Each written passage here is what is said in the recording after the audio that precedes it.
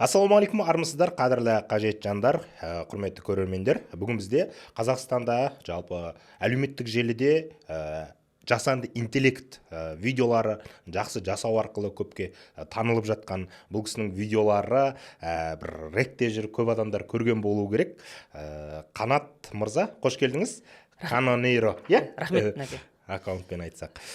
Біз Қанат мырзамен көп тақырыпты талдағымыз келіп отыр. Өйткені қазіргі таңда шынымен де өзекті, өте маңызды. Тек біз үшін емес, кеше ғана Астанада Digital Bridge деген үлкен форум өтті халықаралық деңгейде. Тоқаевтың өзі басы-қасында болды да, Телеграмның негізін қалаушы Павел Дуров келді, ол сөйледі. Сонымен қатар өткенде бір апта болды, жасанды интеллект және цифрлық даму министрлігі болып қайтадан құрылды. Сондықтан осы жасанды интеллект деген тақырып өте өзекті екенін байқап отырмыз. Сондықтан міндетті түрде қарапайым халыққа түсінікті жеткізіп жатқан сіз ретінде, бір алтын көпір ретінде осы саланы талқылап, бір айтсақ, ашылсақ деген ой бар. Рахмет шақыртуыңызға, Нәке. Көрермендерге қайырлы күн, барлықтарыңызға. Сол, бастайық. Иә. Қанат мырза, сіз өзіңіз жайлы қысқаша бір ақпарат айтсаңыз, жалпы жасанды интеллектке қайдан келдіңіз, және бұл 22-ші жыл ChatGPT жарқ етіп шықпай тұрып қай жақта жүрдіңіз? 22-де жарқ етіп, сол 22-нің аяғы 23-дің басында хайп басталды ғой, GPT 3.5 шыққан кезде. Сол кезде енді бастапқы қолданушылардан болдым, маған қызық болды. Марлан ағалар бәрі салып бастады. Сол кезде жаңа Midjourneyмен де мен ол кезде кәсіпкерлікпен айналысқам. Жалпы 15 жылға жуық тәжірибем бар. Әртүрлі салада жұмыс атқардым. Сол уақытта біздер жаңа шоколад шығарғанбыз. Өндіріс саласында 5 жылдай бізде осы Алматыда производствомыз болған. Жаңа қантсыз, консервантсыз Снейхан деген өнім жасадық. 300-ден аса осындай үлкен магазиндерге тапсырып бердік. Артынан сол белгілі бір жағдайларға байланысты 23-дің аяғында біздер банкроттықпен жабылдық. Бизнес болғасын өзіндік жаңағы взлеты и падение дейді ғой, әртүрлі тұстарын көрдік. Сол уақытта как раз GPT-дің хайп болған кезде энтузиаст ретінде қызығушылық танытып, қарап, сол уақытта бір бизнес жоспармен бір грантқа қатысқам. Сол кезде жаңа бизнес-план жасап, Midjourneyмен жаңағы фотолар генерациялап, сөйтіп бір қызығушылықтан басталған жалпы. Midjourneyде алғаш бір қисық-қисық қылып суреттер жасайтын, түрлі вариант беріп, соның өзі бізге вау болды. Мен де таң қалғамсың. Лимит бітіп қалып, ана шоколадтардан дискордтан жасалады. Шоколадтарды бүйтіп жаңа сырттарын дизайн жасағам. Сол кезде анау берген уақытта тіпті мен айта алмаймын. Яғни сіз ол бісмілләді бастала сағанда өз кәсібіңізге икемдеп көрдіңіз, сол ма? Солай көрдік. Біздер как раз параллельно біздер бір жаңа бизнес жобамен бір грантқа қатысқанбыз. Сол кезде как раз бір ай бойы соны белсенділік сонымен айналысу керек болды. Өйткені жаңа бір жоба көңілден шығу үшін деген сияқты. Сөйтіп бір аяқ асты қызығушылықпен ашылған, басталған. Одан кейін оның мүмкіндіктері, ол дамуына қартай, көбінде байқайсыз ба? Адамдар оның мүмкіндіктерін, бір мүмкіндігін толық меңгеріп, үйреніп болмай жатып, жаңа бір функциялар қосылып, жаңа деңгейге шығып отырды, жеткізбей. Қазіргі деңгей мүлде басқа болып кетті, 2 жыл, 3 жылдың ішінде. Бұл жаңағы экспоненциальный рост дейді ғой. Яғни рост деген жай ғана рост емес, квантовый рост болып жатыр да, еселеп. Сол себепті мен енді өзім осы салада жүріп, жаңалықтарға арналған каналым бар, былай каналым бар. Үнемі мониторить етіп отырам, қай жақта не болды. Мысалы, кеше Sora 2 шықты, оның алдында новый флаг шықты деген сияқты. Соның өзінде, соның ортасында жүргеннің өзінде біз былай айтқанда ақпараттық жаңартулардың көптігі соншалықты үлгермей жатамыз. То есть прогресс өте қатты, ауқымды, және генеративті нейросетьқа келетін болсақ, фото генерациялау, видео генерациялау елестету қиын. 1 жыл, 2 жылдан кейін қалай болады деген сияқты. Өйткені реализмнің деңгейі уже бара-бара қазірдің өзінде кейбір видеоларды, мысалға, мен кешеде бір коммерческий жаңағы бір жобалар жасағанбыз, адамдар ажырата алмай жатады. Мынау шын ба әлі жаңағы термин бар, недегі жаңағы не деп айтады ғой, сингулярность, белгілі бір деңгейде дамудың бір деңгейі бар да, точка невозврата дейді. То есть сол деңгейде уже видеоның да бір сондай деңгейіне келе жатырық деп ойлаймын да, уже реальность қайсысы, жалған қайсысы біз ажырата алмай қаламыз. Сол себепті біреулер айтады, ойбай, жаңағыдай ииді ешқашан адам мойындамайды және шығармашылық ол өлмейді. Жаңағыдай ии деген ол қанша дегенмен ол жалған деген сияқты көзқарас бар ғой. Бірақ егер сіз мына жұмыс пен мына жұмысты ажырата алмайтын болсаңыз, бірақ мына жұмыс жасауға сіз мысалға кәсіби жаңа операторларға, монтажерға, мамандарға ақша төлеп жасатсаңыз, ол әлдеқайда қымбатырақ шығады. Ал мына жолы содан сапа жағынан ажырата алмауы мүмкінсіз, бірақ бұған 10 есе ақша аз төлесеңіз, сіз міндетті түрде егер кәсіпкер болсаңыз, мына арзан жолды таңдайсыз да.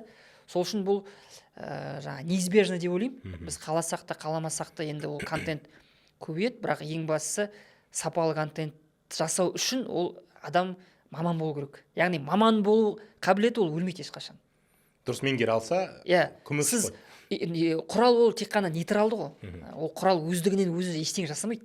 Оны біз видеоға қатысты айтатын болсақ, оны жасайтын креатор, оның творчестволық бір нұсқауларын бәрін көре білу керек. Бұл бір жасанды интеллект дегеніміз трактор сияқты ғой. Кім рөлін дұрыс басқарып, қайсының қай жаққа бұратынын, кім рөлде отырса, соған қаратай күшті жасап береді. Әйтпесе, өзін құрып жібере салсақ, үйдің өзін қиратып, керісінше зиян тигізеді. Сол айтсақ болады. Сол үшін біреулер ойлайды, ойбай, барлығын ии жасаса, адам не істейді, бір ғана кнопканы басса жасай береді. Олай емес. Кез келген сіз презентацияны алайық, текст алайық, не істесеңіз де, ол құрал белгілі бір деңгейде сізге көмектеседі, бірақ түбінде оны нәтижелі көңілден шығатын бір дүниеге айналдыру үшін бәрібір адам керек. Және оның мен айтам, ИИ-мен сапалы жұмыс жасау, ол всегда 50-50 деп айтам. То есть 50% ол сізге көмектеседі, 50% сіз оны күшейту керексіз. Яғни дұрыс бұйрық бере алуға. Дұрыс бұйрық бере алу, кішкене көре білу, өйткені ол машина болғандықтан ол вероятность, мына айтқанда нәтиженің әртүрлі вероятный исходтарын көреді, соның біреуін сізге ұсына салады да. Бірақ ол жаңағыдай логикаға, бір шығармашылық тұстан қарайтын болсақ, ол мүлде нелогичный бір дүние жасап беру мүмкін да. Сол үшін адам оны қанша дегенмен корректировкалау керек. Мен өз кейсімнен бір айтатын болсам, ChatGPT айналамдағы адамдар бар, бәрі қолданғысы келеді, бірақ менің қолданатын ChatGPT-мнің беретін жауаптарымен басқалардікі екеуі екі түрлі. Әйтпесе ChatGPT бәрінде бар ғой. Неге? Өйткені мен оны оқыттым, пісірдім, GPS қып жасадым, көп еңбек еттілік, соған қаратай жауап беретін болып тұр. Яғни сіз қалай оны тәрбиелейсіз, ол солай жауап бере алады да. Әйтпесе барлығына мүмкін емес қой. Сол бұл жерде өзімізге жаңағыдай сіз айтқандай жекелендіру, яғни арнайы оқыту, оны біз көптеген жаңа Word, PDF документтерді жүктеу арқылы нақты өзіңіздің кәсібіңізге қатысты болса, соны оқытасыз. Сосын барып ол сіздің кәсібіңіздегі белгілі бір ақпараттарға сүйемделіп отырып жауап беретін болады да, сол кезде уже ол адамға ұқсай бастайды. Яғни ChatGPT-ден болсын, немесе басқа жасанды интеллекттерде жай ғана бұйрық беріп, немесе бір сұрауларды салу емес, дұрыс промптты жаза алу басты өнер қазір. Жалпы промптты жаза білу ол маңызды өте, және енді кейбір мамандардың сөзі бойынша промпт инженерия деген как маман ретінде қазір өліп жатыр деп айтады. Наоборот, өліп жатыр. Өйткені соңғы мысалға жаңағы Gemini'дің GPT-5-ті алатын болсақ, олар уже промпт инженеринг как будто ішіне встроенный да. То есть олар өздері сіздің жетілмеген промптыңызды өздері жетілдіріп алады да. Яғни ол дегеніміз промптта қазір ең маңыздысы деп айту қиын. Өйткені уже бара-бара уже келесі модельдарда промпттың рөлі басқаша болады. То есть GPT-ге сіз бір нәрсе жазған кезде, ол сізді түсінбесе, ол сізден сұрауы мүмкін тікелей. Сосын сіз сұраққа жауап бересіз, ол ары қарай өзі уже істеп береді. Ол уже промпттан да жоғары болады да. Енді Apple мен мысалға жеке серіктестіктер бұдан әрмен дами беретін болса, онда біздің мынау Face ID арқылы, камерасы арқылы біздің не қалап тұрғанымызды, бір ойларымыз арқылы бірден оқып, бізге нақты не қалағанымызды автомат түрде бере берейін деп тұр ғой бұл. Соған ұмтылып жатыр ғой қазір жаңағы осындай үлкен көшбасшылар, үлкен соған мысалы Google, Apple қазір қанша қаражатты, ауқымды миллиардтаған доллар осы салада жұмсалып жатыр. Соның барлығының мақсаты, мына жерде мынадай нәрсе бар, біреулер бәсекелестік үшін ақша салып отыр дейді да. Бір жағынан олар тек бәсекелестік емес, ең біріншіден негізі олар нарықта вообще қалу үшін үлкен ақша салуға мұқтаж болып тұр да. Салмаса көштен қалып қояды. Қалып қояды. Мысалға Google қазір көптеп ақша салмаса, ол позициясынан айырылып қалады просто. Поиска мысалға Perplexity деген компания күні кеше шықты, уже шатаспасам 25 миллиард па компанияның құны. Яғни олар Google-да өлтіреміз деп жатыр да. Өйткені олар поисковик сіздің сұраған нәрсеңізді, мысалы Google-дан бәрі шаршап кетті. Бірдеңе сұрасаңыз көп деп ақпарат береді, оның бетіне манағы ақша төлегендерді рекламалар шығарып қояды. Сосын жаңа SEO қатты жұмыс жасайды, кім күшті болып әдемілеп толтырды, солар бетіне шығара салады да. Ал деген ол уже нақты сіздің сұрағыңызға қажетті жауапты клиентке ұсынады да. Уақыт пен энергияны үнемдейді ғой. Иә, ол адаммен мына сервистің ортасындағы жаңа посредничествоның бәрін алып тастайды да. Жаңа реклама ақша төлеген уже былай айтқанда онымен Google бұрынғыша өзінің несінде қала берсе, олар нарықтан кезіндегі жаңағы мына Nokia телефоны сияқты кетіп қалуы мүмкін да нарықтан. Бір күнде жоқ болып кетуі мүмкін. Сол үшін олар енді қазір Google компаниясы мысалға өте көп қаражат салып жатыр, мысалы Цукербергті көріп жатыр, кейбір мамандарға 100 миллиардтаған ақша беріп жатыр. Оның барлығы ең бірінші тек бәсекелестік емес, бұл жерде көшбасшылықты сақтап қалу және нарықта қалу. Былай қарағанда Өздері көп ақша салып, басқаларды жұтпаса, өздері жұтылып кетейін деп тұр ғой. Амал жоқ. Сондай уақыт. Қанат мырза, сіз көктемде ма мынау Қыран Талапбекпен бірге курс жасадыңыз осы жасанды интеллект бойынша. Иә, видеоларыңыз жақсы болды, көп көрілім жинады. Қазақ тілді, қазақ аудиториясына қолдан келетінін көрсете алған бірден бір азамат сіз болдыңыз. Сол коллаборацияларыңыздың мақсаты мен нәтижесі қандай болды?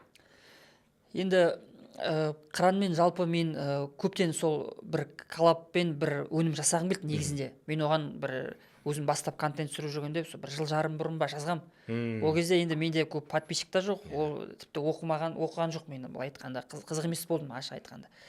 Артынша енді кішкене аудитория жинап, 100 мыңға жақын аудитория жиналып, сосын маған подписка жасады. Сөйтіп бір жалпы салада жақсы дамыды. Соңғы бір жылда AI именно креатив саласы қатты дамып кетті. Ол дегеніміз енді креативті салада Қазақстан бойынша мен Қыранды енді номер 1 деп санаймын. 80 мыңға жуық осы мобилографияларды оқытқан. Ал AI контент пен мобилография жалпы бір-біріне жақын дүние.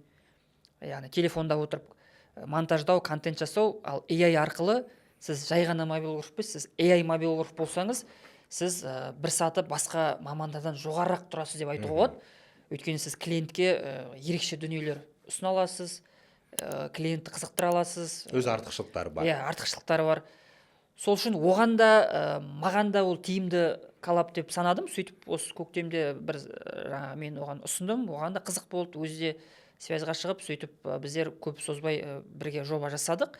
Өте қызықты опыт болды маған в целом. Командасында болдым, жақсы жасадық. Бір запуск жасадыңыздар, иә? Сөйтіп айтса болады, бір 2 айда жасадық. Артынша енді олардың бір өзіндік көзқарастары бар. Қанша дегенмен мен енді жасанды интеллект саласында жалпы дамып жатқан адаммын. Мен кей сабақтарымда жаңа чат-ботты да үйретемін. Әртүрлі қолданыстар көп қой мысалы. Олар тек олар қанша дегенмен өздері видеоға фокустары, сосын енді басты өздерінің сабақтары бар. Жаңа мобилография туралы. И менің сабағым кішкене енді оларда басты болмайды, бәрібір менікі как екінші рөлде болады деп айтуға болады. Енді сол екеумізге де жаңағыдай сыйластығымызбен сөйтіп қызықты болды, жақсы болды, бірақ ары қарай енді мен өз жолыммен, ол өз жолы деп сөйтіп кеткенбіз. Жаңа аудиторияңыз келді ма? Жаңа аудитория келді, былай ондай көп деп айта алмаймын. Онсыз да сіз танитын адамдар болды, иә? Иә, мен мақсатым основной сол контент жасау болды. Бір 8 миллиондай ма бір айда охват жасағам. В целом сол жақсы опыт болды. Тамаша. Енді қазір креативті индустрия деп жалпы мемлекетте, әлемде де көзқарастары жақсы болып жатыр ғой. Сіз ең көп көрілім жинаған видеоларыңыз қанша болды? Сіздің осы жасанды интеллектпен байланысты. Общий мен санағанда, TikTok, Instagram қосқанда бір 50 миллионға жуық охват жасаған екем, контентпен. Ең көп видеолар 5 миллион, 5 миллионнан 2 видео, сосын 2 миллион, миллион жарым, бір 15-ке жуық видео бар, сондай миллион, миллион жарым. Бұл ерекше нәрсе болды, жақсы трафик алып келе алды. Ал қаржы жағынан қаншалықты? Просмотр тең ақша дегенге былай ғой, келмейді ғой. Иә, мен енді керемет жаңада сатып ақша таптым деп айтпаймын. Өйткені енді негізі көбінесе трафикпен жақсы ақша табатындар курс жақсы сататындар деп ойлаймын. Енді мен ашық керек курс сатқан жоқпын. Былай айтқанда мен почти 2 жылдай контент жасадым. Қыста бастап осындай продюсерлар келіп бір бастағанбыз. Маған енді жаңа неблагоприятный опыт дей ма, кішкене былай айтқанда соған салған ақшаларымды шығара алмай қайта минусқа кетіп қалғаным бар. Әйтпесе трендтегі тема ғой бұл. Иә, енді әртүрлі бір жағдайлар болды. Сөйтіп кранмен жасадық мынадай сондай бір жағдайлар. Но основной мен негізі табыс көзім ретінде контентке тапсырысқа жасаймын. Иә, мысалы бір видеоға тапсырысқа жасаймын, ақша аламын. Фрилансер ретінде жаңа қазір шетелдіктерге жасап жүрмін. Солай табыс көзі ретінде қарастырамын. Енді өзім жаңа сіз сұраған жеке аудиторияма келетін болсам, көбінесе тапсырыстар келеді маған жеке. Ол жерде жаңа видео жасау, презентация жасау, чат-бот жасау, Instagram, WhatsApp-тан жауап беретін, мысалға сондай ұсыныстар көбірек жасаймын. И сол жағынан енді табыс көзі ретінен сол жағынан деп айта аламын. Бірақ андай жаңадай аудиторияны былай жинап, оларға бір ұсыныс айтып курс сату жағынан енді мен не преуспел деп айтайын ба? Мен просмотрыңыз қаралымдар, көп қаралым ақшаға сай тең емес деп бастап отқанымда да осы ғой. Көп адамдар таргетте кейбір сіз емес, сізден басқа көп адамдар осы жасанды интеллекттен қырып ақша табасың, мен мынаны үйретемін деп бәрі айтады ғой. Бірақ негізі бәрі олай емес. Ол сол жасаған жұмысына қарағанда сол курстан ақша табатын бір ескертіп ашықтап кетсек деген ғой. Ол солай, мен оған Соны келсем. түсініңіздер. Және ол менің ойымша дұрыс. Ну, то есть, мысалға мен қыранмен сөйлескенде, қыран айтты, заказдан қанша табасыз деді. Мен айтам, заказдан мен миллион жарым табамын ай сайын. Сосын мен де солай болдым деді. Жаңағы саған дейін курс сатарды алдында. Ну, примерно солай таптым деді мен сөйлескен уақытта. Ол менің ойымша ол дұрыс және жақсы. Яғни мен миллион жарым мобилограф ретінде тауып жүрсем, және ол сол қай жыл бастады, ол ертерек бастады ғой мысалға. Ол білді, осы мобилограф деген бара-бара екінің бір айналысатын мамандыққа айналады. Мана жаңағы кезіндегі Nokia-дан iPhone-ға өткен сияқты видеокамерадан телефонға өтетін заман болады. Сол кезде бұл үлкен нарық, бұл беру керек, үйрету керек. Сол үшін қабілетті үйреткен ол көбірек адам курстан табады. Және ода тұрған мен үшін ештеңе жоқ. То есть мысалға мобилограф ретінде ол миллион жарым тапса, оны біреуге үйрету арқылы оны 10-15 миллион таба алады ай сайын. Және енді сұрақ, ана үйреніп жатқан адамдарға ол қызық па дейтін болсақ, әрине. Қызық қой, бірақ олар миллион жарым тапса да соған рахмет дейтін адамдарды үйретіп жатсыздар ма? Жоқ, әлде көп адамдар мәссаған мынау адам осы жасанды интеллект арқылы 15 немесе 150 миллион табады екен деп ойлап қалады ғой. Бірақ одан емес, ол өзінің кәсібін дұрыстауына, жеке брендін дамытуына, сөйтіп басқа жағына ақшасын солай істесе болады. Немесе жаңағы курс жасау керек болады, бірақ елдің бәрі курс жасай бермейді ғой. Ол соны ашық айту керек та. Мысалы, менде айтам 500 мың теңгеден бастап табыс тап деймін. Мысалы, бір видео менде жаңа 30 секунд видеоға 60 мың теңге аламын. Мысалы, ашық айтам. Осылай чат-бот жасайсыз, мысалы 200-300 мың арасында нарықта бағаланады. Бір клиентке Instagram, WhatsApp-тан жауап беретін кәсіпкерге жасап берсеңіз, солай сияқты мысалға бір айда тапсырыс аласыз, 500 мың, миллион теңгеге дейін табасыз. Ол да жаман емес қой. Ол реальность. Ал оны алып сату деген ол дұрыс емес әрине. Рас. Мәселе соны білсеңіздер. Енді байқасаңыз, мынау автобустағы апалар, бір арыстанмен жүретін кісілер, бір жаңағы аузына келгенде айтып боқтайтын апалар, солар сіздердің шәкірттер емес пе? Сол жасанды интеллект жасаған, үйреткен? Жоқ, ол хайп негізі сол біз курс бастаған кезде пайда болды. Былай ғой, нейросеттардың жалпы дамуы, мына Gen AI дейді ғой, именно генеративті видеолардың дамуы өзі бір этаптармен келе жатыр да. Басында жаңағы сора шықты, ешкім түсінген жоқ, артынан клиник, жаңағы Midjourney бар кезде біз бастап видео түсіріп бизнестерге мен сата бастадым. Жаңағы клиник дегенмен жасап, көрсеңіз, Дональд Трамптарды өлең айтқызу деген сияқты әртүрлі менде кәсіптермен коллабтар болды. Жаңағы шапанға неге жарнама жасап, ол бір хайп болды былай қарағанда. Ал екінші волнасы мына Veo 3 деген шықты, майдың аяғында, как раз жаңа айтып отқан кемпірлер. Ол волнада уже оған дейінгі этапта конкурент болған жоқ. Былай айтқанда ешкім айналысқан жоқ бұнымен. өйткені кішкене қиындау болды. Сіз мына жерден видеорный фото жасау керексіз, оны жаңа видеоға айналдыру керексіз, оның бір детальдар көп та.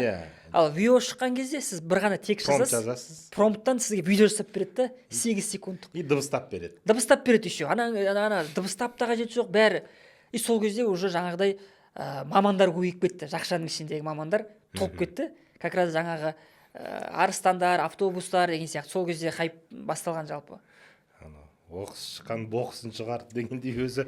Олда да енді жаңағы жақсы жаман демеймін, просто кез келген дамудың бір этабы ғой. Сол арқылы нарық бара-бара басында қызық болды. Қазір енді ол ешкімге қызық емес деп ойлаймын. Қазір қызық емес, көп адамдар түсінді ғой. Иә, түсінді.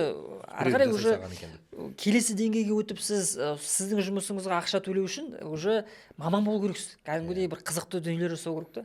Креативпен жасау керек. Креатив керек, кішкене сауат керек бәрібір, иә.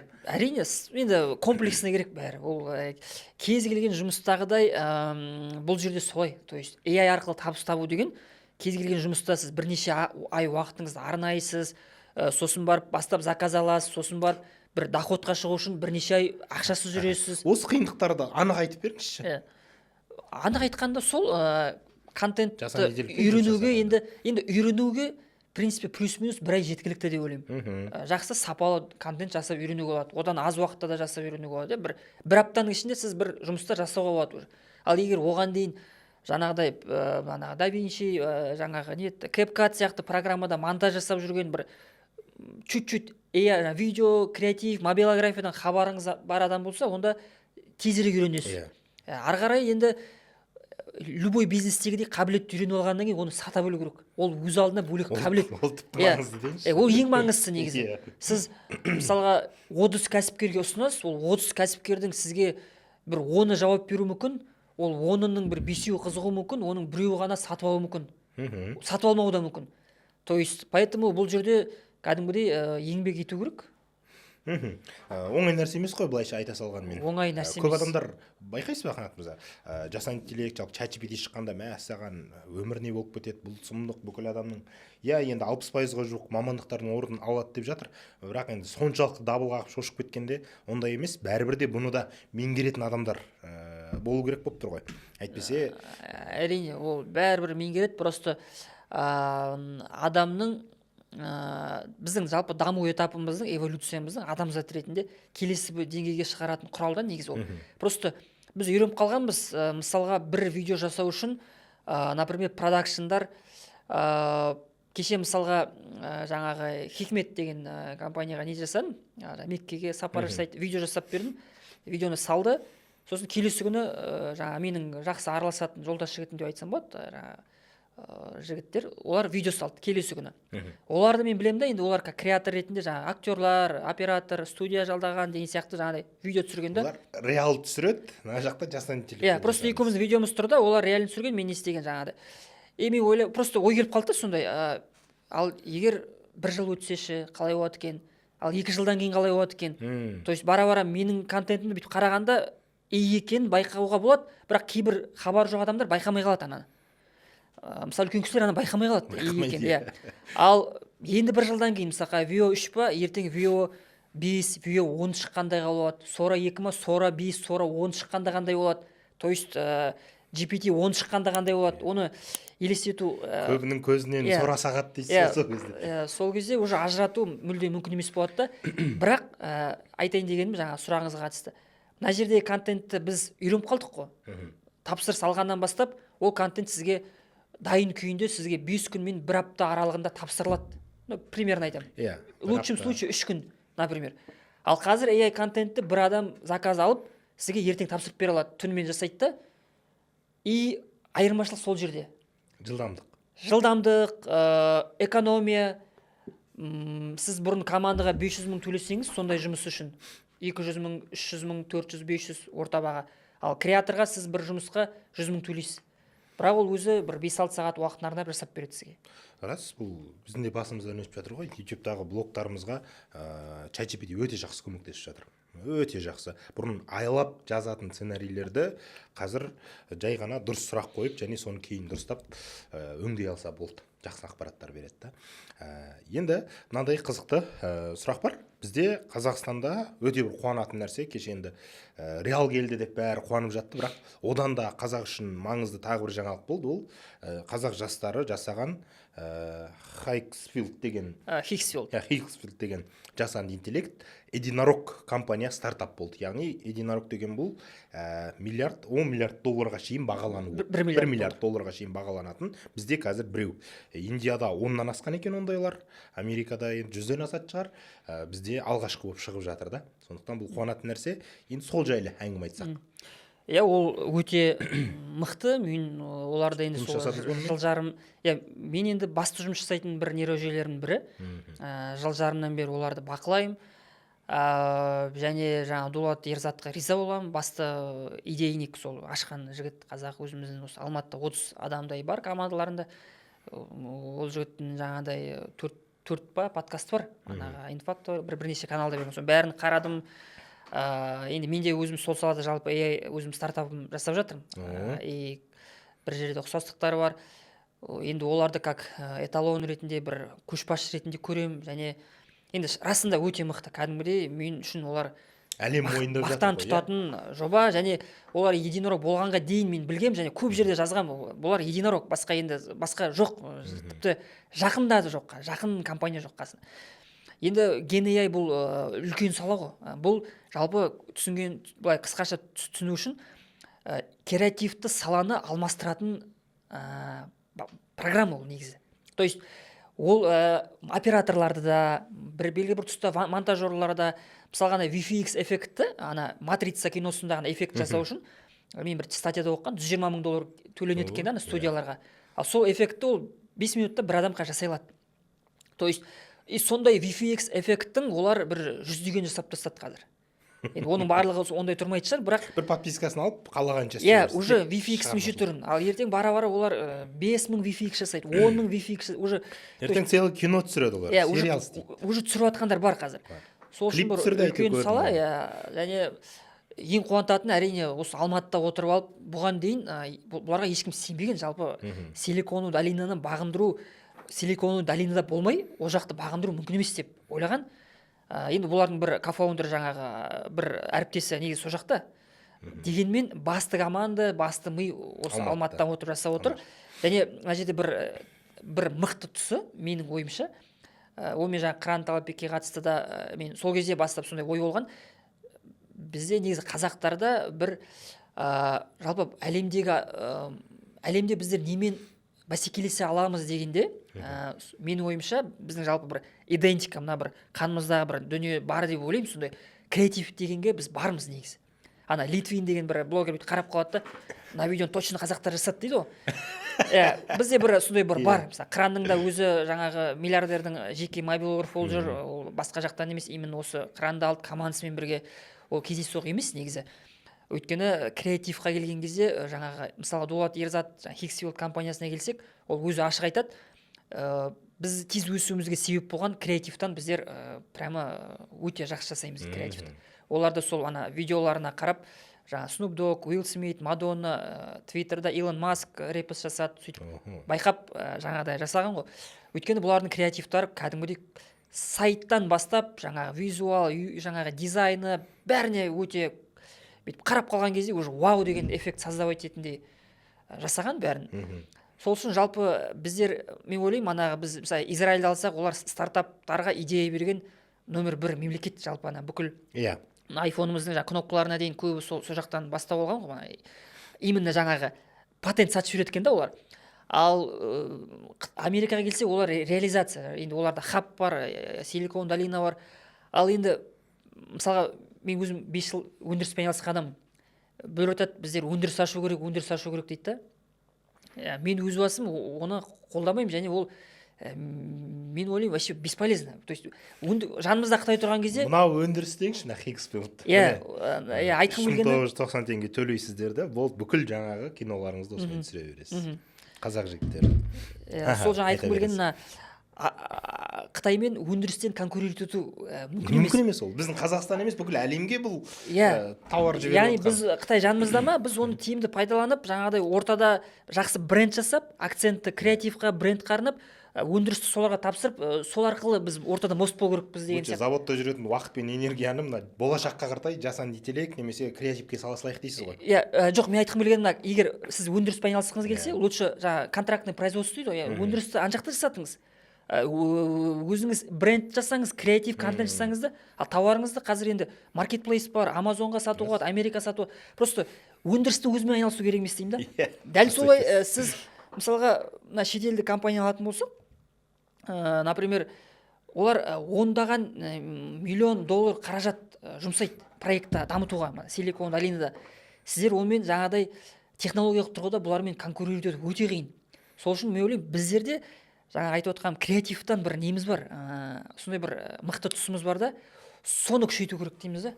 Сол кезде біз олар сияқты 20 миллион, 30 миллиондап ақша құртпасақ та, ана кімнің осы Дулаттың подкастын тыңдауға кеңес беремін бәріне. Сол кезде ол ашық айтады да жаңағыдай біздер мысалға мысал ретінде келтіреді, жаңағы өздерінің бәсекелестерін, жаңағы Пика компания бір 50 миллион доллар сондай инвестиция тартқан.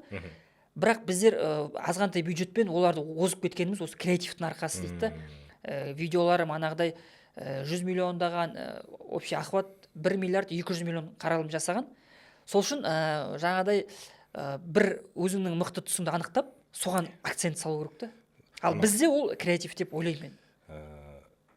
Америкамен жалпы СНГ-де, сосын қазақстандықмен деп салыстырсақ, анандай бала ағылшын тілінен нашар, математикадан жақсы болса, репетиторды бізден сол ағылшын тілінен жалдайды дейді да. Ол да жақсы болып кетсін. Таза сөйлейді. Таза күшті сөйлесін деп. Ал Америкада керісінше, математикасы жақсы болса, сол математикасынан одан әрмен күшті болсын деп жалдап береді екен. Біздің ойлау санамыздағы проблема сол болып тұр ғой. Ең дұрысы бізге сол оң жамбасымызға келіп тұрған жақсы жағына қаратай ұмтық. Әйтпесе шынымен Қытаймен өндіріс жасап, завод жасап, онсыз да қазір тауар көп, онсыз да қазір зат көп. Кеше біз көрсетіп жатырмыз, Каспий Қытайдың заводтарынан тікелей алып келетін, оптыма келетін функциясын қосқалы жатыр қазір. 3000 адамға. Каспий қосып жатыр, иә? Иә, Каспий көрсеттім әнеген видеода тұр. Сонда енді керек жоқ, адамдар уже базардан емес, Қытайдың заводынан Каспий деп отырып, қазір Каспийден Алматыға келіп қойған тауарларды алады ғой.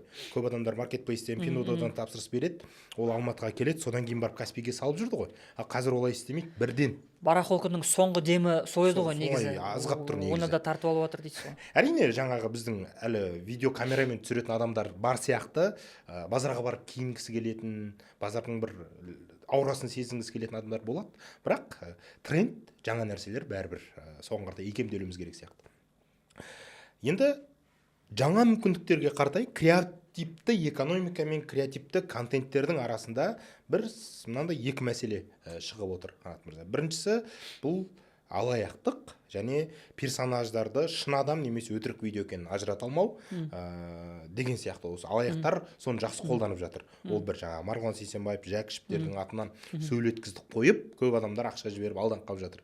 Уже нелерге де шығып жатыр. Екінші мәселе авторлық құқық және этика жасанды интеллект. Осылар жайлы не дейсіз? Енді кез келген құрал ол нейтралды құрал деп айтамын да. Яғни оның жақсы да, жаман да тұстары бар. Оның жаман тұстары бар екен деп одан бас тартсақ, біз жақсы тұстарын да ала алмай қаламыз. Сол үшін міндетті түрде бас тарту технологиядан ол ешқашан шешім емес. Міндетті түрде оны қолдану керек. Бірақ енді сауатты болу керек ол тараптан. Яғни мысалға мен енді сол салада жүргесін, мен мысалы білемін, Жәкішевті бір қарасам, бұл аватар екенін, жаңағы Марғұланды постоянно шығып жатады. Сол үшін бұл өкінішке орай ондай адамдар болады всегда, осындай адамдардың аңқаулығын, басқасын пайдаланып жаңағыдай наживать етіп қалғысы келетіндер. Сол үшін енді біз как ұлт ретінде, адам ретінде өзіміздің жаңағы біліктілігімізді арттыруымыз керекпіз. Енді оған кішкене андай бір қосымша пропаганда керек шығар. Цифрлық сауаттылықты арттыру. Сауаттылық керек, яғни элементарно там вообще ешқайда ақша салуға болмайды, просто оны надо тексеру керек. Жаңағыдай аватардың өзін енді қазір айта аламын, ажыратуға болады, бірақ бара-бара оны ажырату мүмкін емес болады. Демек, басқа жолдарын іздеу керек болады. Қалай мен өз-өзімді құтқарамын деген сияқты. Сосын жаңағыдай біреулер телефон соқса сізге, егер мама маған срочно ақша керек, бірдеңе болып қалды, аударып жіберші десе, болмайды салуға. қайтадан кейін қарай жекесіне телефон соғу керек. Қызым сен ба маған соққан точно деген сияқты. Өйткені оның өзі қазір дипфейктарды ажырату мүмкін емес. Анда в реальном времени соғып тұрады, бірақ түрі дипфейк. То есть сол үшін өте сондай технологияның да мүмкіншіліктерін бар. Бір жағынан оның жаңағыдай сондай негативті тұстары да бар. Уақытта сондай заманда өмір сүріп жатыр. Сол үшін ең бірінші біліктілікті арттыру керек бұл жерде. Ал екінші сұраққа қатысты авторлық құқық пен этика. Авторлық құқықта енді мен Сэм Альтман жаңағы GPT-дің негізін қалаушылар, басты адамдары соларға көп келеді, соттасып жатыр, олар үнемі жаңағыдай өйткені мысалы GPT арқылы бір адамдар не істеген асыл өліп қалған дейді, жаңағыдай бір сондай жағдайларды келтіреді да, кейс ретінде. Ал олар бір технологияның бір тұсын бейді жауап тастайтын болса, мына сұрақтарға мүлде жауап берме дейтін болса, оның басқа тұстарын бәрі тоқтап қалады да. То есть бұл жерде оларға да ауыр. Олар бүкіл өздерінің жаңағы технологиялық шешімдерін сол үкіметпен жаңағы Трамптың командасымен бүйтіп согласованы отырып, заңдағылардың бәрін қарастырып отырып, бүйтіп жылжып отыр. Олар да сол үшін енді бұл үлкен сондай юридический бір ар жағы мәселе. Сол үшін енді ол жерде мен біздер как тұтынушы ретінде оған енді тікелей қатты влиять ете алмаймыз. Бұған мемлекет, үкімет әсер ете ала ма? Мысалға, цензура саяси, жаңағы плюс 18. Енді біздің мемлекет тарапынан қазір GPT-ның аналогтары жасалып жатыр. Кеше мысалы Астана хабта әлем AI деп ауыстырды, нені соның ішінде атауын ұмытып қалдым. Біздің өзіміздің LLM-дер жасап жатыр, өзіміздің модельдерді оқытып жатыр, қазақ тілді құндылықтармен деген сияқты. Енді ол үкімет тарапынан шешімдер қабылданып, сондай шаралар қолданып жатыр негізі. Бірақ енді мен жаңағыдай енді как даму ретінде өзіме бір перспектива тиімді шешім ретінде әрине олардың деңгейімен GPT-ді салыстыру әзірге келмейді. Сол үшін әзірге сенеміз, алдағы уақытта біздің LLM-дер шын мәнісінде бір нақты ақпараттарға сүйеніп, көңіл толарлықтай жауап бере алады, адамдар массовый қолданады дегендей. Бірақ бұл да бір цензура, шекара болып кетпей ма? Солай деп ойлаймын. Мен сол үшін тиімсіз ғой. Мысалы GPT-дің өзінде цензура көп негізі. Grok бар, Илон Масктың, мен өзім жиі қолданамын. О жақта белгілі бір тұстарда мысалы адамның персонажының түрін генерациялайын десек, GPT көп жерде рұқсат бермейді. Grok рұқсат береді. О жақта о жағынан аз. Бірақ кейбір тұстарда ол да қысып тастайды. Мысалы қытайлық DeepSeek бар, олда да жақсы, бірақ кейбір тұстарда қытайлық жаңа коммунистический нелер бар, ол жақта да бір қысым бар. Сол үшін олар қайдан шықты, сол елдің өздерінің жаңағы үкімет басы саясаттары бар, басқасы бар, соларды ескере отырып, олар да ары қарай өздері өмір сүру үшін бір нелерге барады, тәуекелдерге. Олар да енді көбейіп жатыр ғой цензуралар. Мысалға бізде жазда Ресейден келген осы жасанды интеллект бойынша бір мамандар бізге әлеуметтік желіні оқытуға бір шараға бардық. Сол кезде айтамыз ғой, ChatGPT-де Путин сіздерге не деп береді деп ше. Сөйтсек бізге ешқандай ақпарат бермейді, ол Путин президент ретінде береді деді. Менікін жас қалсам Путин диктатор деп тұрып берді. Оларда ондай шықпайды екен да, и олар өздері сұрауға қорқады екен. Бізде енді Құдайға шүкір кішкене емін еркін, ChatGPT-дің өзінде кішкене еркіндік бар екен да, соған қарап күліп жатырмыз. Енді TikTok-та, әлеуметтік желілерде, YouTube-та, Instagram-да бұлардың осы жасанды интеллекттің әлеуметтік желіде контент жасаудағы алгоритміне тікелей әсерлері қандай? Жалпы видеолар қаралым жинай ма деген сияқты. Қаралым көп жинауына мысалға. Жақсы, қазір барлық неде платформаларда жақсы қаралым жинайды. Просто птичкасын қою керек, міндетті түрде ережелерді сақтау керек. YouTube-та бар, жаңағыда птичка қою керек, измененный контент деген да деп басасыз. Егер Instagram болса и деген таңдайсыз, TikTok-та и таңдайсыз. Және TikTok-та да, YouTube-та да қазір монетизацияға өтеді. И контент, монетизация беріледі. Яғни и контент түсірсеңіз ақша төлейді сізге. Американдық YouTube-қа шықсаңыз болады. Әзірге андай шектеу жоқ. Бірақ жаңағыдай YouTube-та бір заң қабылданды. Жаңағыдай егерде андай шығармашылық қолданбаған контент болса, мысалға сіз VO3-ті автомат андай не деген бар, контент завод деген тренд бар қазір. Жаңағыдай Make, N10 деген сияқты платформалар арқылы жасалады. Бір ғана кнопканы басасыз, ары қарай анау воронканың ішіне кетеді да, былай идея жасалады, хук, сол хукқа текст жасалады, ол барып дыбысталады, аватарға барады, монтаждалады, ең соңында дайын видео. видео болады да, ол манағы 7-8 платформаға бүйтіп жайылып барып бірінен соң бірі салынады. Монетизация кете береді. Монетизация кетіп күніге 40-50 видео салына береді. Ондай дүниелер бар, бірақ олардың әрине сапасы өте төмен, және ондай контентке қазір YouTube тыйым салады. Ол дұрыс болды, мен қуанып отырмын. Мынау американский YouTube деп бізде айтып қояды да, Қазақстанда отырып көп просмотр жинайды деді ғой, бірақ көбісі детский контенттерде көп жасайды, шортстарда, және мынау балалардың тралалелі, ла-ла-ла, ба-ла-ла деген өткенде шу болғандарының бәрін сол өзімізде отырған кісілер жасап отыр да. Ресейде, Тәжікстан, Қырғызстанда отырып біразын сұхбатын қарадым, өте көп, 15 мың, 20 мың долларға шейін табамын дейді да, айына, аптасына. Бірақ сол өзім көрсем соны құсқым келетін контенттер дейді. Бірақ маған ақша үшін жасай берем дейді. Ал оны біздің балаларымыз қарап отыр да. Анағын қарасаң шошисың. Бір жаман жағы сол болып тұр әлеуметтік желінің. Енді жаңағы дұрыс бір Американың, YouTube-тың өзінің заңдары соған тиым салып жатқаны дұрыс. Әйтпесе шынымен бір кнопкамен баса саласың, монетизацияға кете береді, просмотрлар жинай береді. Ол бәрібір ол регулирование болады. Бір жағынан енді қазір олардың өздері үлгере алмай жатыр да негізі. Кеше мысалға кім OpenAI компаниясы жаңа ChatGPT-ді шығарған, олар өздерінің жаңа әлеуметтік желілерін шығарды. Күні кеше осы презентация жасады. Ол әлеуметтік желіде тек қана контент салынады. Қазір жақсы қарқын алып жатыр, осы бірнеше күн болды анонстарына. Және ол жерде сіз өзіңіздің түріңізді жаңағыдай фейсіңізді бір жүктеп қоясыз, сосын өзіңіздің түріңізбен ананың ішінде контенттер жасай бересіз. Өте қызықты етіп жасаған, соңғы GPT-дің Sora 2 деген платформасының ішіне интеграциялап қойған. Яғни OpenAI-дың, GPT-дің құралдарын пайдалана отырып, сіз контент жасайсыз, және ол тек қана ге арналған соцсет. Солай дамып жатыр. Өйткені мен ойлаймын, бара-бара ол соцсеттер жақсы дамыса, мүмкін мына жақтан тыйып тастайды. Бұл жерде бір актуальды озып тұратын нәрсесі не? Бір эмоция, ләззат сыйлайтын, мысалға бір кітап оқысақ, мынандай болыпты, бір тағдыр, әдемі көркем сөздермен бір риза боламыз, фотографтың, видеографтың әдемі кадрларын риза боламыз. Бұл жерде сол контентті жасаушы, промпт жазушы адамның миына риза болуымыз керек па, жоқ?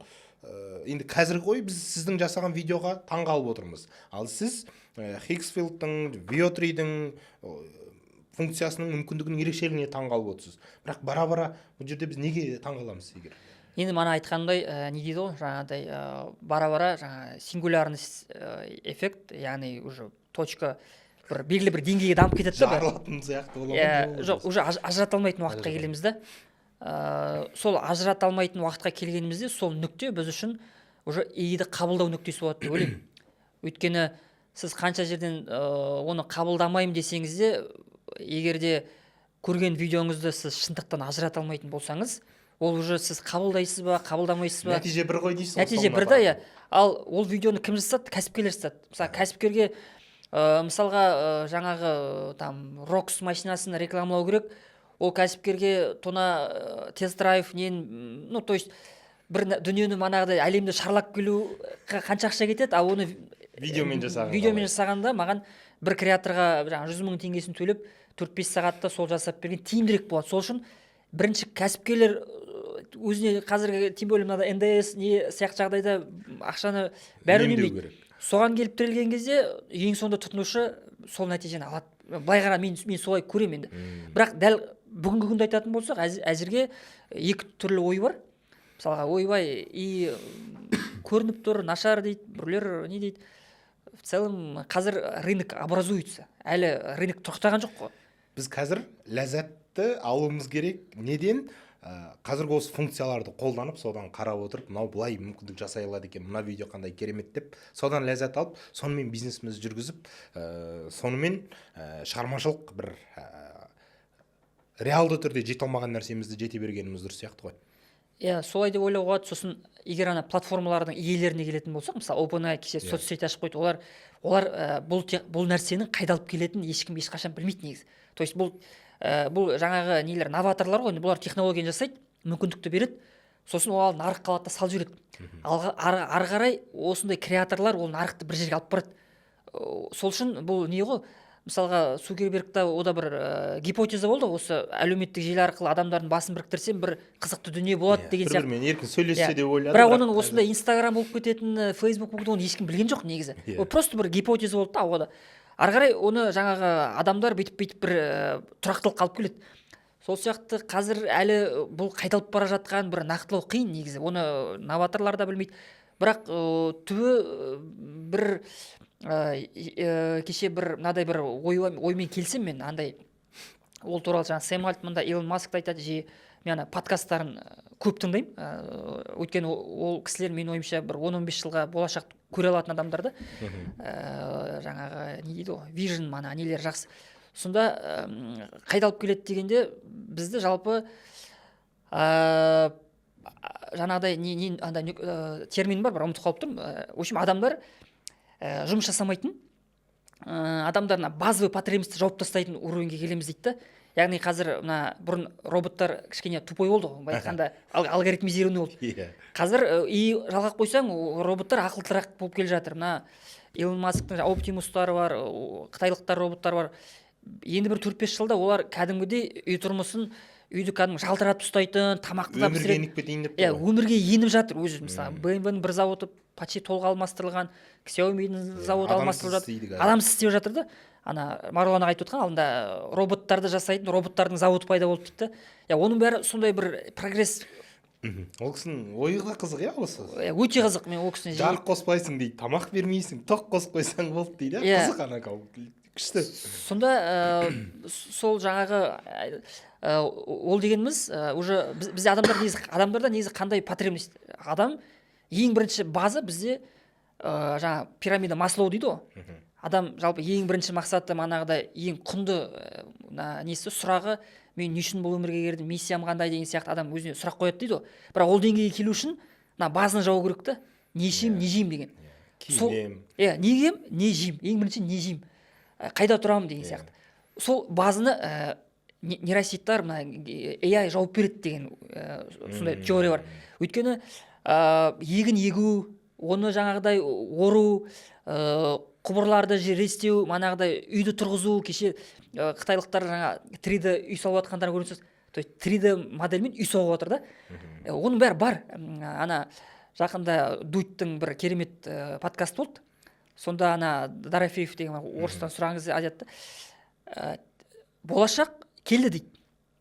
Просто он жаңағыдай неравномерно распределен дейді да. Яғни болашақ қазір келді, бірақ ол бірдей болып әлі әлемге тарап үлгерген жоқ дейді. Просто бір жерде адамдар қазір Яндекстің орнына робот такси шақырады, ішінде отырады, былай робот апарып жатыр. Ол бар әлемде қазір уже. Бірақ әлі бізге келе қойған жоқ.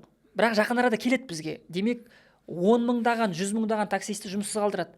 Ол реальность уже келді. Просто сәл-сәл уақыттан кейін бізге де келеді. Оны бір күні Яндекстер бүйтіп ауыстыра бастайды. То есть сол үшін ол уже болып қойған. И белгілі бір уақытта жаңағыдай не ішем, не жеймін деген потребностьті роботтар жаба бастайды. Сол кезде адамға не қалады дегеніңіз, адамға тек шығармашылық қалады, да? То есть адам уже егер мен қазір азаннан кешке шейін жейтін тамағымның қамы үшін ғана, төлейтін кредитімнің, квартплатымның қамы үшін ғана жүрсем, оның бәрін мен роботтар жауап берсе, онда адам негізі депрессияға ұшырайды, ештеңе істемесе. Бірінші этап. Екінші этап, все-таки өмірді қолға алу керек, мен не істеймін ары қарай? Мен не үшін келдім деген сияқты. Құдайды ойлап, ана жақты ойлап. Ал жалпы адамның табиғаты меніңше ол шығармашылық негізі. Кез келген адамның түбінде біз барлық адам творческий екенбіз негізі. То есть бір әртүрлі шығармашылық дегеніміз ол бизнес қой негізі. Шығармашылық ол бизнес, шығармашылық ол өнер. То есть шығармашылық ол тек қана жаңа домбыра тартумен, сурет салумен шектелмейді ғой. Шығармашылық деген ол процесс. Бір процесске 100% кіру. Оған ғылым да жатады. Сол үшін сондай бір қоғамға өтеміз деп ойлаймын. Ол бірақ қалай айтсам, алдағы бірнеше этаптан кейінгі бір болашақ. Балалар дейміз. Мүмкін одан да тез. Өйткені рост экспоненциальный, яғни қазір жылға жыл 20-10%-ға емес, еселеп технология дамып жатыр. Жаңағы бір ойыңызға қоса кететінім, өткенде жаңа пост компаниясының иесі Сержан Тоқай мырзамен сұхбаттастық осы жасанды интеллект бағытында. Сол кезде айтып отыр, елдің бәрі көп адамдар маған да қойған сұрағы да қазір оқушылар оқымай кетеді, бәрін ChatGPT-ден сұрай салады деп. Сол кезде айтады, мен керісінше қуанам дейді. Адамдар артық ақпараттарға бас ауыртпайтын болды. Өзін ойлайды, шығармашылық ойланады, кішкене милары босайтын болды. Керекті нәрсесін анадан сұрай салады. Өте орынды айтылған. Сол сияқты да болып тұр. Ана фокусты шын мәнісінде маңызды дүниелерге арналатын уақыт келе жатыр да. Олай қарайтын болса, калькулятор сияқты ғой. Калькуляторға дейін шотпен есептеу керек болды, дәптерге бүйтіп таблица жазып есептеу керек болды, или жерге бүйтіп сызады. Ал қазір калькулятор тұрса, сіз жерге ешкім сызбайды ғой, дәптерге сызбайды, калькулятормен есептей саласыз. Зато сіз ана қағазға сызатын 15 минут, 10 минут уақытыңызды калькулятор арқылы үнемдеп қаласыз да. Excel шығып вообще денші, жауабын бере салатын қылыпты.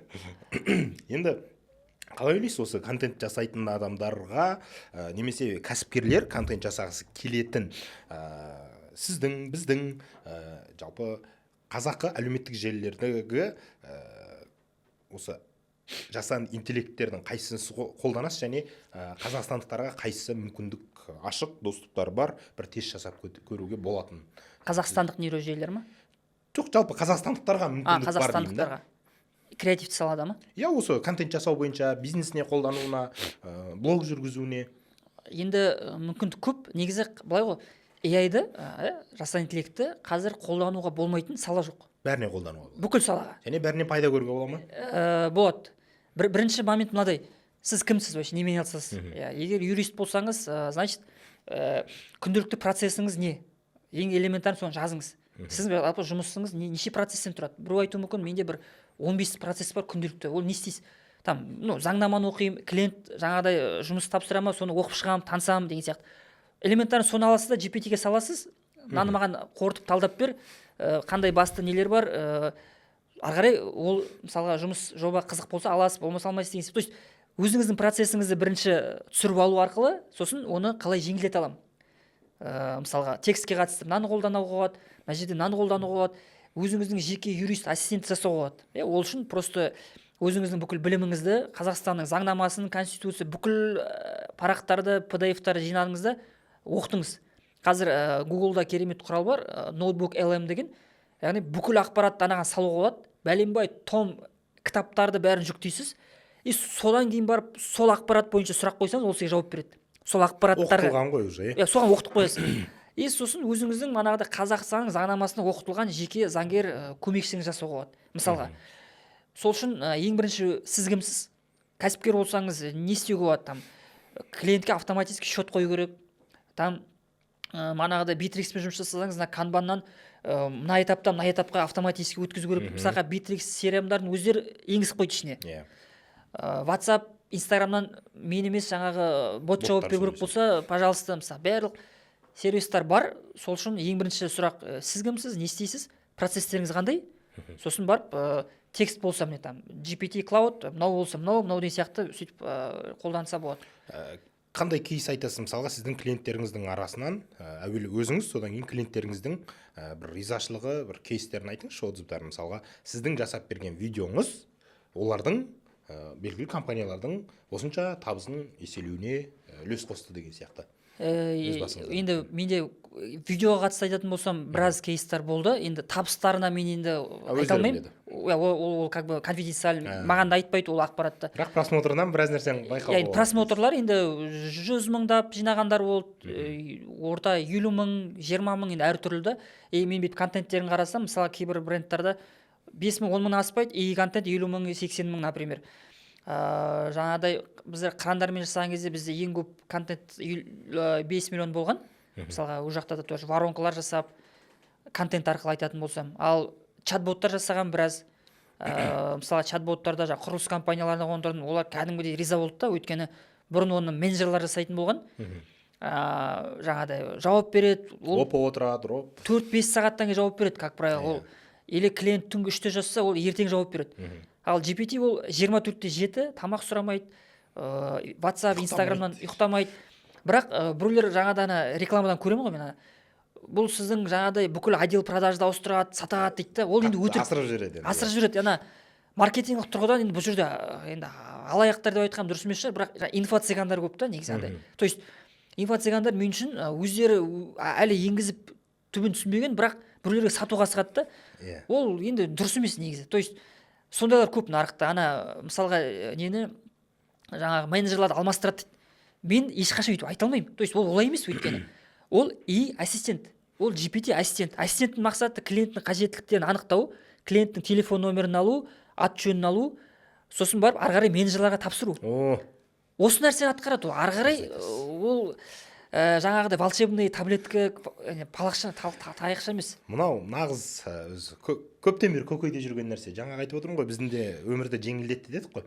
Бірақ көп адамдар солай жасап контент тұра беремін деп ойлайды. Олай емес. Жаңа айтып отқанымдай, оны оқу керек, редактировать ету керек, өңдеу керек, өз форматыңа салу керек. Оны түсінбесең ол болмайды, құр отырғызып айта беру деген. Ол олай болмайды. Ол мана айтқандай ғой, иімен жақсы сапалы жұмыс, ол 50-50. То есть сіз құралды пайдаланасыз, ары қарай өзіңізді қосасыз. Енді бұның оң пайдасы бар екенін білдік, бірақ басқалар айтқандай өтірік жарнамалап алдап кетуге де болмайтынын, бәрібір адами физикалық тұрғыдан бір маманның қатысуының қажет екенін түсіндік. Енді осы жасанды интеллекттің ертерек меңгеріп бизнесіне, өміріне, мен мұғалім болсын, дәрігер болсын, өміріне жаңағы ендірген адаммен, кәсіпкермен оны ендірмей, жоқ, бұл өтірік нәрсе, бұл өтеді, кетеді деген бұрынғы дәстүрлі бизнесте қалып қоятын екі адамның бір несін салыстырып беріңізші. Ұтатын жерін. Енді элементарно ғой, мысалға, самый базовый ол GPT, просто бір нәрсені сұрай салу. Енді ол, мен ойлаймын, бізді қарап отырған адамдардың енді пайдаланып көрмеген адам жоқ шығар қазір GPT. Ол бірінші база. Ары қарай енді процесске байланысты. Сіз мысалы мұғалім болсаңыз, мұғалімдерде КМЖ деген бар, күнделік жасайды олар, манада жоспар жасайды. Оны жаңағы мен аттарын нақты айта алмаймын. Magic School деген бар, мұғалімдерге арналған. Өзіміздің қазақстандық жобалар бар, нақты нелерін ұмытып қалдым, бірақ осы мұғалімдердің жұмысын жеңілдетіп отқан. Мұғалімдерге мысалға InVideo AI деген бар, например, 15-20 минуттық ертегі жасай салуға болады. То есть GPT арқылы бір текст жасадық, ары қарай анаған салдық, ол қазақша озвучкамен бізге видео жасап береді. Енді видеолар сапасы келмейді, қарағанда визуально бір темаға соқпауы мүмкін. Бірақ сізде уже балаға 10-15 минут уақытын арнайтындай бір мән мағынасы бар ертек жасап бере алады да, өзінің озвучкасымен. Мысалға, презентация жасау, мұғалімдерге бір аяқ асты жасай салу керек, қол тимей жатыр ма? Қазір жаңағы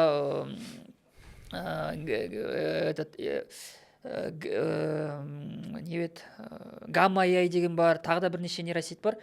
Презентация жасай саламыз. Canva деген мысалға бұрын обычный платформа болса, дизайнерлерге арналған. Қазір ол Canva AI болып кетті. Яғни қазір жалпы кез келген құрылғы, приложение бәрінде AI интеграция бар. CapCut'та да бар, барлық жерде. Өйткені оны қоспасаңыз, сіз уже конкурентный емессіз да.